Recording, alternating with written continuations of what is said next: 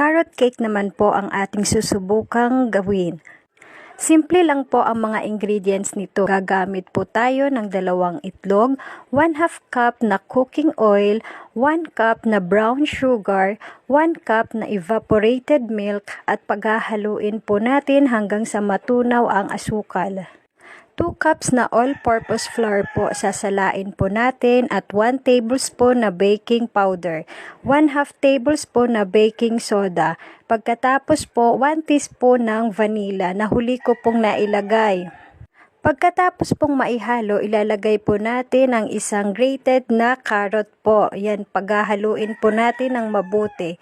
Pagkatapos po, isasali na po natin sa ating molder. Yan po ay hindi ko na po nilagyan ng oil at may oil na po yung ating carrot cake. Siguraduhin lang pong kumulo ang tubig bago po natin isalang ang carrot cake. Isasalang po natin ng mga 45 minutes po. Ayan po, luto na. Kahit first time ko lang pong ginawa ay sulit po, hindi po ako pumalpak. I-try nyo na din po, ang ganda po ng aking pagkagawa.